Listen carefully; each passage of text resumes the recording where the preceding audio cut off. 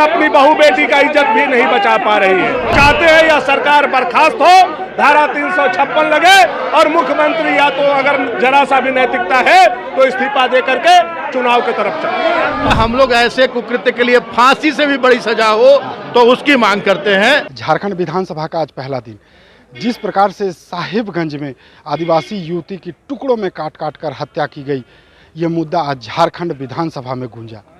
भाजपा के विधायक हेमंत सोरेन के इस्तीफे की मांग कर रहे थे। हेमंत सोरेन की सरकार पर तुष्टीकरण की नीति के तहत काम करते हुए अपराधियों को, हत्यारों को संरक्षित करने का आरोप लगाया जा रहा था। वहीं दूसरी ओर अगर सत्तारूढ़ दल की बात की जाए तो या दीपिका पांडे सिंह की बात की जाए या राज्य के मंत्री रामेश्वर उरांव, मिथिलेश ठाकुर, सब ने एक स्वर में कहा कि ये जो घटना हुई है ये बेहद ही निंदनीय और दुखनीय घटना है, मानवता को शर्मसार करने वाली घटना है। जो भी अपराधी हैं वो पुलिस के शिकंजे में आ गए हैं और उन्हें कठोर से कठोर सजा दी जाएगी।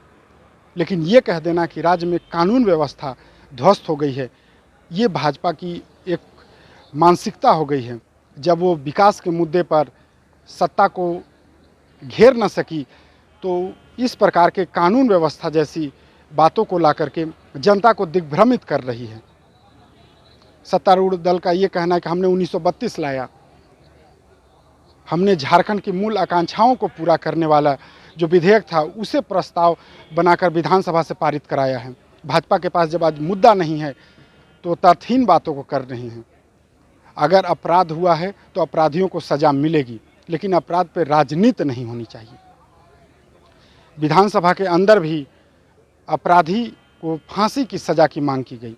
इसे लेकर भाजपा के विधायक वेल में आ गए। कुल मिलाकर अगर देखें तो झारखंड विधानसभा का ये शीतकालीन सत्र का पहला दिन हंगामे की भेंट चढ़ गया। मैं इस पर टिप्पणी, मेरा ऐसे इंडिविजुअल किसी एक जन के बयान पर डेमोग्राफिक चेंज हो रहा है, इस तरह की बात कहने का कोई कोई ग्राउंड होना चाहिए, बेसिस। मेरे पास इस तरह का कोई रिसर्च या स्टडी नहीं। बीच बीच में लाइमलाइट के लिए कुछ लोग बयानबाजी करते रहते हैं।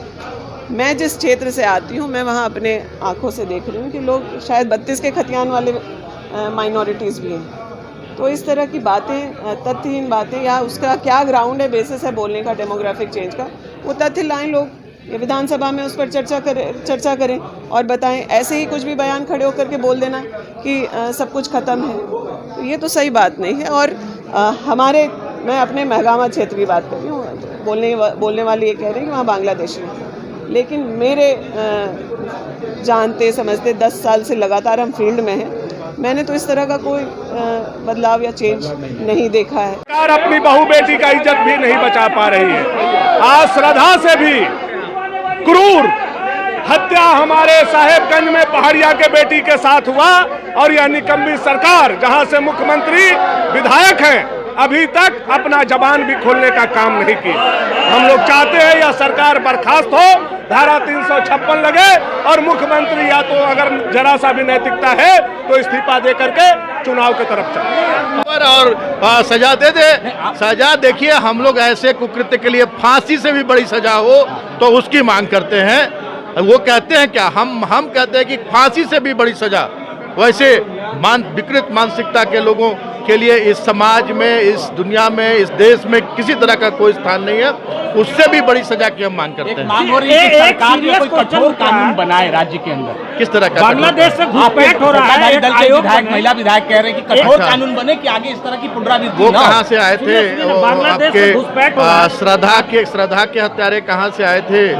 आज चिन्मयानंद का मामला भी इनसे पूछना चाहिए। फिर उत्तराखंड के माननीय मंत्री के सुपुत्र का मामला भी पूछना चाहिए, उसका जवाब भी देना चाहिए। बोले कोई भी बोले, सरकारी पक्ष हो, विपक्ष हो या आम लोग जो बोलते हैं, वो तथ्य को रख करके बोले सामने। वो कैसे साबित करें कि लॉ एंड ऑर्डर खराब है। इक्का दुक्का अगर कोई घटनाएं हो रही हैं, नृशंस हत्याएं हो रही हैं, एक आध दो हुई हैं, हम उसको कंडेम करेंगे, उस पर कानूनी कार्रवाई करेंगे उस पर। लेकिन फेल स्टेट गवर्नमेंट हुई ऐसा नहीं कर सकते। ये मैं सदन में सर साहिबगंज की घटना को आप क्या इसी रूप में ये बहुत नृशंस हत्या है। एक समाज में भय पैदा करने वाला घटना है। ये अलग ढंग से देखते हैं, लेकिन इससे ये तो नहीं कह सकते हैं ना कि स्टेट ही खत्म हो गई, स्टेट का लॉ एंड ऑर्डर ही खत्म हो गया, ऐसा तो नहीं है। आपके बोलने के लिए कल से लेकर लगातार 4 दिन समय है, आप अपनी बातों को रख सकते हैं। और कुछ ऐसी बातों उठाकर आया तो किसी एक समुदाय को भी इन लोगों ने बात करने की काम किया है। क्रिमिनल का कोई जात नहीं होता है, कोई जात कोई पात नहीं होता है। मुझे लगता है कि ये सारी चीज़ों को सभी माननीय सदस्य को गंभीरता से लेना चाहिए और हम जिस लिए चुनकर आते हैं कि जनता की समस्या का समाधान करने के लिए, अपने क्षेत्र का विकास करने के लिए जो समस्या निष्पादन है वो करें। जहाँ तक घटना जो घटी है हृदय विदारक है, हम इसका घोर निंदा करते हैं। मेरे पास कोई ऐसा शब्द नहीं जो हम कैसे इसका निंदा करें और दोषी जो व्यक्ति है, जो लोग भी हैं, उसको कड़ी से कड़ी सजा दे ताकि दोबारा इस तरह का हरकत करने के कोई भी जो है आगे नहीं बढ़े। देशवा न्यूज़ के लिए झारखंड से मैं अशोक कुमार। सिर्फ खबर दिखाना देशवा न्यूज का मकसद नहीं, देशवा न्यूज की कोशिश है कि समाज की सूरत बदलनी चाहिए। देशवा न्यूज पर वीडियो देखने के लिए लाइक करें, सब्सक्राइब करें, साथ ही बेल आइकन दबाना न भूलें।